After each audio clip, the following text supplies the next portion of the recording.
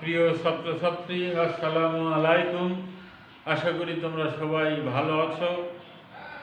First ইয়ারের সিলেবাসে যে 10টি চ্যাপ্টার তোমাদের সিলেবাসভুক্ত, তার মধ্যে সবচেয়ে গুরুত্বপূর্ণ এবং প্রধান চ্যাপ্টার পারমুটেশন অ্যান্ড কম্বিনেশন, বিন্যাস এবং সমাবেশ।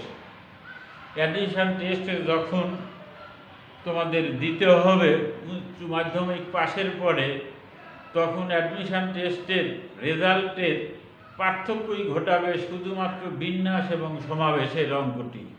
বিন্যাস সমাবেশের অঙ্কটি যারা অ্যাডমিশন টেস্টে সঠিকভাবে করে দিতে পারবে, আমার ধারণা, আমার এই 30 বছরের অভিজ্ঞতা থেকে আমি বলতে পারি, তারাই শুধুমাত্র যে কোনো ভর্তি পরীক্ষার নিজের নাম অন্তর্ভুক্তি করার যোগ্যতা অর্জন করতে পারো। বিন্যাস সমাবেশের অঙ্ক ছাড়া বাংলাদেশের কোনো অ্যাডমিশন টেস্টে যোগ্যতা অর্জন করা খুবই কঠিন ব্যাপার, কারণ বাকি যে 9টি চ্যাপ্টার, এই 9টি চ্যাপ্টারের অঙ্কগুলি জেনারেল ছাত্রছাত্রী সহ সবাই পারার চেষ্টা করে এবং সবাই পারেও, কিন্তু বিন্যাস সমাবেশের সব অঙ্কগুলি সব ছাত্রছাত্রীর পক্ষে করা সম্ভব না। বিধায় আমি তোমাদের আবারও বলতে চাই যে অ্যাডমিশন টেস্টের যোগ্যতা অর্জন করতে চাইলে, পজিটিভ যোগ্যতা অর্থাৎ ভালো একটা প্রতিষ্ঠানে ভর্তির সুযোগ তুমি করে নিতে চাইলেই এই বিন্যাস সমাবেশের অঙ্কটি অবশ্যই তোমাকে ভর্তি পরীক্ষা সঠিকভাবে করে দিতে হবে।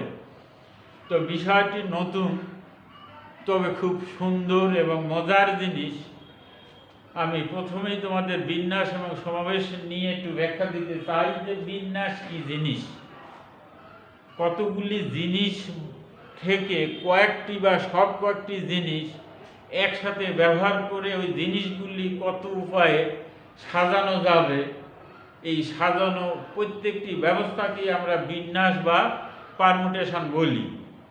আবার কতগুলা জিনিস থেকে কয়েকটি বা সব কয়েকটি জিনিস একসাথে ব্যবহার করে কত উপায়ে দল গঠন করা যাবে, কত উপায়ে কমিটি গঠন করা যাবে, বা কত উপায়ে জিনিসগুলি বাছাই করা যাবে, এই দল গঠন, কমিটি গঠন বা বাছাই করার প্রত্যেকটি উপায়কেই কম্বিনেশন বা সমাবেশ আমরা বলতে পারি। একটা ব্যাগ মনে করো, ব্যাগ ভর্তি 50টা ফল ধরে ব্যাগের মধ্যে আছে। 50টা ফল, 50 রকমের আম, জাম, লিচু, পেয়ারা, কলা, এরকম ভিন্ন ভিন্ন 50টি ফল আছে এই ব্যাগ ভর্তি ব্যাগের মধ্যে। এখন তোমাকে বলা হলো প্রতিবারে 2টি, প্রতিবারে 3টি, প্রতিবারে 10টি, অথবা প্রতিবারে 50টি জিনিস একসাথে তুলে নাও। তুলে কত প্রকার এই জিনিসগুলি এখান থেকে তোলা যাবে বা সাজানোর উপায় বের করা যাবে, প্রত্যেকটি উপায়ই হচ্ছে এক একটা বিন্যাস বা পারমুটেশন। আমি আরও একটু সহজভাবে তোমাদের জিনিসটি ব্যাখ্যা করি। এখন দেখো, পৃথিবীতে সবচেয়ে জনপ্রিয় একটা খেলা ক্রিকেট খেলা, এবং বাংলাদেশেরও পরিচিতি ক্রিকেট খেলার মাধ্যমে সারা পৃথিবীর মানুষ এখন জানে যে পৃথিবীর মানচিত্রে বাংলাদেশ বলেও একটি দেশ আছে। যে ক্রিকেট খেলায় আমাদের জাতীয় দলের যে ক্রিকেট দল আছে, সেই দলের ক্যাপ্টেনের নাম কি আমরা জানি? দেখো, তামিম। আমাদের দেশের সর্ব ভালো অলরাউন্ডার বা পৃথিবীর মধ্যে 1 নম্বরে স্থান পাওয়া অলরাউন্ডারের নাম কি? আমাদের দেশেরই সাকিব। আমাদের দেশের একজন সবচাইতে ভালো বোলারের নাম যদি আমরা বলি, তাহলে কি বলবো? মোস্তাফিজ। মোস্তাফিজ মোস্তাফিজ তামিম অধিনায়ক, Shakib allrounder, Mustafiz bowler allrounder. আর এইটা দেখো, তামিম আমাদের ভালো ব্যাটসম্যান। তাহলে 3 জন দেখো, 3 গুণ সম্পন্ন ক্রিকেটার। তামিম আমাদের সবচাইতে ভালো ব্যাটসম্যান, সাকিব অলরাউন্ডার যে ব্যাটসম্যানের ব্যাট পরিচালনার সাথে সাথে ভালো বলও নিক্ষেপ করতে পারে, আর মোস্তাফিজ সবচাইতে ভালো বলার আমাদের দেশের। এখন যদি তোমার বলা হয় এই 3 বৈশিষ্ট্যের 3 জন খেলোয়াড় থেকে প্রতিবারে 2 জন খেলোয়াড় নিয়ে সাজানো ব্যবস্থাগুলো তৈরি করে। তাহলে সাজানো ব্যবস্থা দেখো, আমি তামিম, সাকিব, একটা সাজানো ব্যবস্থা। এই জিনিসই শুধু সাকিব তামিম জায়গা পরিবর্তন করে দেখো আরেকটি নতুন সাজানো ব্যবস্থা তৈরি করা গেল। পরবর্তীতে সাকিব মুস্তাফিজ দিয়ে দেখো সাকিব মুস্তাফিজ, মুস্তাফিজ সাকিব, আরো 2টি সাজানো ব্যবস্থা তৈরি করা গেল। তার পরবর্তীতে দেখো মুস্তাফিজ তামিম, তামিম মুস্তাফিজ। দেখো 3 জন ক্রিকেটার ছিল, 2 জন করে নিয়ে দেখো 1টা 2টা 3টা 4টা 5টা 6টা ভিন্ন ভিন্ন সাজানো ব্যবস্থা তৈরি করা গেল। এই প্রত্যেকটি সাজানো ব্যবস্থায় 6টি হচ্ছে আমাদের বিন্যাস। তাহলে 3 জন ক্রিকেটার থেকে প্রতিবারে 2 জন ক্রিকেটার নিয়ে যদি সাজানো ব্যবস্থা তৈরি করা যায়, সর্বোচ্চ 6টি সাজানো ব্যবস্থা তৈরি করা যাবে। 6টি সাজানো ব্যবস্থাই হচ্ছে ভিন্ন ভিন্ন এক একটি বিন্যাস। কিন্তু যদি এই 3 জন থেকে 2 জন নিয়ে আমরা দল গঠন করি, তাহলে দলগুলো কেমন হতে পারে দেখো, তামিম সাকিব অথবা সাকিব তামিম।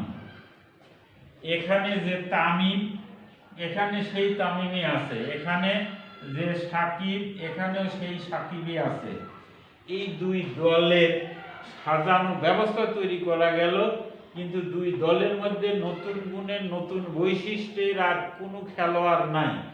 এখানে তামিম ব্যাটসম্যান, এইখানকার তামিমও ব্যাটসম্যান, এখানকার সাকিব অলরাউন্ডার, এখানকার সাকিবও অলরাউন্ডার।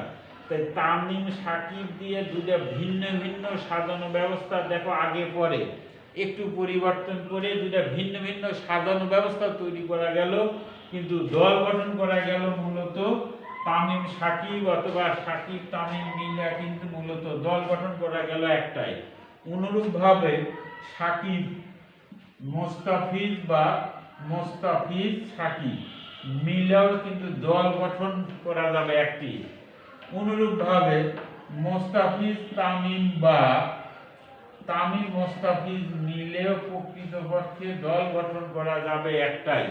তাহলে দল গঠন করা গেল কয়টা দেখো, এগুলা যোগ করলে 3টি দল গঠন করা গেল। এই 3টি দল গঠনই হচ্ছে এক একটি সমাবেশ, এক একটি সমাবেশ।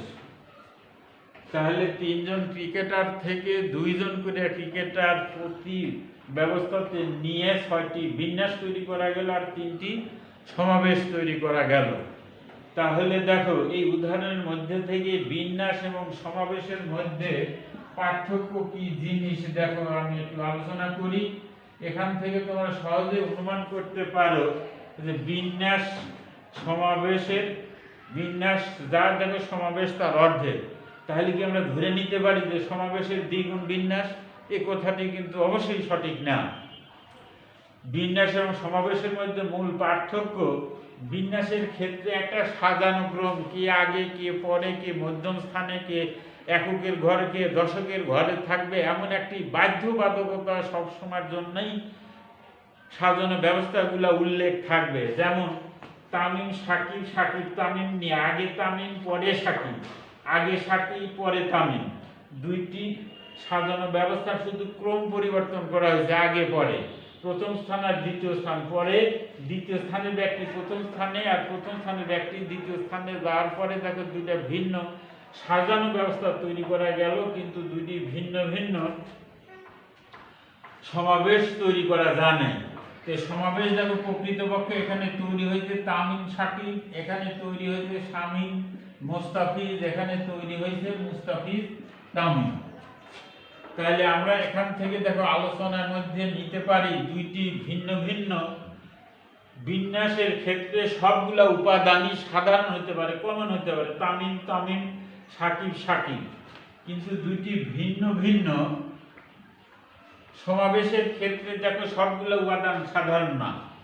এখানে যে সাকিব আছে এখানে সেই সাকিবই আছে, এখানে তামিম নতুন, এখানে মুস্তাফিজ নতুন। তাহলে 2টি ভিন্ন বিন্যাসের ক্ষেত্রে 2টি ভিন্ন ভিন্ন উপাদানের মধ্যে সবগুলো উপাদানই সাধারণ হতে পারে, কিন্তু দুটি ভিন্ন ভিন্ন সমাবেশের ক্ষেত্রে সবগুলি উপাদান কখনো সাধারণ হতে পারে না।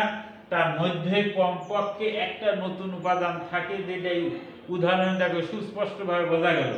তামিম শাকিব, শাকিব তামিম, দুইটা সাজানো ব্যবস্থা শুধু আগে পরে, দুটো ভিন্ন ভিন্ন ব্যবস্থা সাধারণ ব্যবস্থা তৈরি করা গেছে, কিন্তু তামিম শাকিব মিলা দল গঠন হয়েছে তামিম শাকিব, আর শাকিব মুস্তাফিজ মিলা দলও গঠন হয়েছে শাকিব মুস্তাফিজ।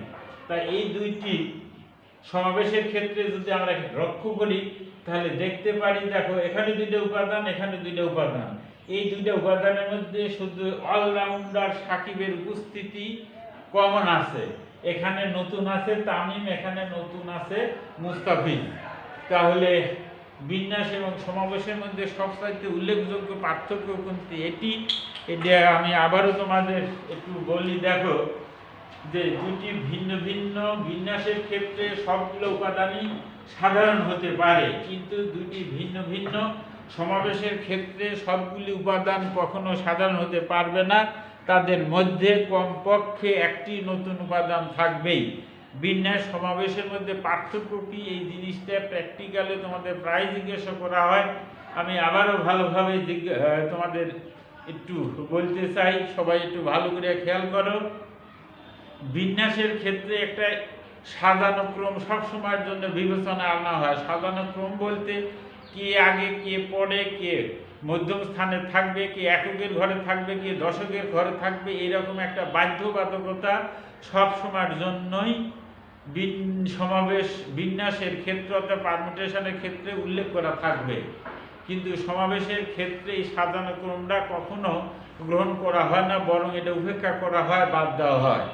দ্বিতীয় পার্থক্য, দুটি ভিন্ন ভিন্ন বিন্যাসের ক্ষেত্রে সবগুলো উপাদানই সাধারণ হতে পারে। যেমন এই দুটি সাজানো ব্যবস্থার মধ্যে দেখো দুটি ভিন্ন ভিন্ন বিন্যাস, এদের মধ্যে সবগুলো উপাদানই সাধারণ।